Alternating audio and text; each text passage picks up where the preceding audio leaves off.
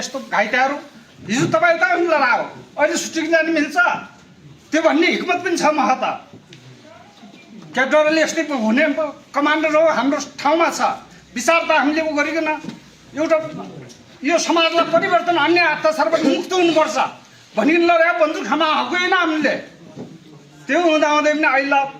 यहाँ अब गरिकन कोही मल ठराने कोही घर गर्ने कोहीले यहाँ उ गरिकन हिँड्ने यो बेला दुःख लाग्छ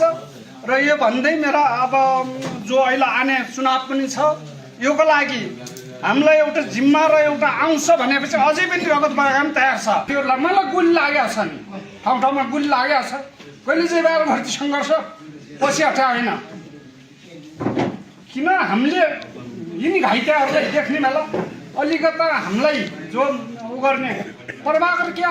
पहिला डेपुटी कमान्डर प्रभाकर हामीले यो डेपुटी कमान्डर हामीले यति घाइते अपाङ्गहरूले हाम्रो पार्टीलाई जिताउनुपर्छ हाम्रो कमान्डरलाई जिताउनुपर्छ भन्ने हाम्रो मानसिकता त्यही त थियो नि अहिले प्रभाकर 4-4 मन्त्री भएर अहिले कसरी यहाँ गरिकन हिँडिरहेको यिनी उनको पुस्तो खाने कमाई यहाँ छोरा नाति पनातिसम्म हामीलाई यहाँ आने भने घाइते कम्प्युटर आने भने आफ्नो कसरी धौधौ आने कहिले हाम्रो त्यस्तो स्थिति हबे त भएको छ उसले घाइतेलाई अहिले कसरी त्यो म्यानेजमेन्ट गर्ने के गर्ने भन्ने कुराहरू यहाँ कति छन् यहाँ घाइतेहरू कोहीको हातै छैन कोहीको खुट्टै छैन हिँड्ने अवस्था छैन कहिले उपचारको लागि केही छैन म यस्तो हैसियत हुन यस्तो पैसा कमाना के गर्ने भनिकन म बन्दुक बेरेको मान्छे होइन क्या म कहिले त्यो आफ्नो स्वार्थमा हिँड्न हामीले जनमुक्ति सेना घाइते अपाङ्गहरूलाई के सपोर्ट गर्ने म्यानेजमेन्ट गर्नुपर्छ बरु यो जो यिनी उहरू कार्यालय बाँडफाँडको कुराहरू पनि सम्झौतामा हुने यो घाइते अपाङ्ग र शहीद परिवारको रगतमा यो होली खेल्ने कामहरूमा यो चित्त बुझाएको छैन कति कम्ती ड्युटी उठाउनु हो त्यो जायज हो हामी लड्न पनि भिड्न पनि तयार छौँ तपाईँहरू यो गर्नुहोस् भनिकन भन्नुहोस् हामीले के हतियार चलाउन हाल्न के गर्न सक्दैनौँ हामीले अब ज्यान के पुच्छर उमा हालिकन हिँडे हो त गुरिद खेला होइन हामीले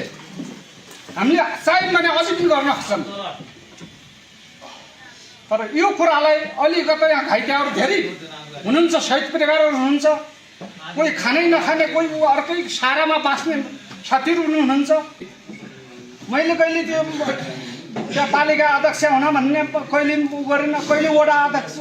सदस्य हुन मलाई त्यो स्वार्थ मलाई कहिले आइन यहीँ अभियान हुनुहुन्छ झक्कु उहाँले भन्नुभयो तपाईँ म भन्दा ऊ हो नि तपाईँ उ गर्नुपर्छ भनिकन यी अभियानले राख्नुभयो म हुन्न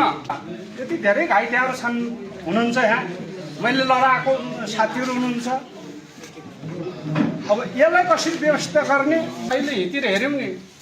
4-4 पटक मन्त्री भए उनले पुस्तो खाने पैसा कमाए उनको पछि लाग्ने भयो त नि जो अहिले युवा उहरू छन् तेलको ऊ छ हामी अहिले उहीमा गाडीमा आयौँ अहिले कि कोही जाने हो भने आफ्नो खल्तीबाट उ गऱ्यो कोही त अलिकति उही बेला अलिक पैसो पनि पार्टीले उ गरेको सुयो खबर पार्टीलाई बुझाऊ भन्ने आफ्नो जो तलब नेपालगञ्जमा पट्टा लागिन हराल्छन् नि टाँगालाई हामी उस्तै भयौँ उही बेला पनि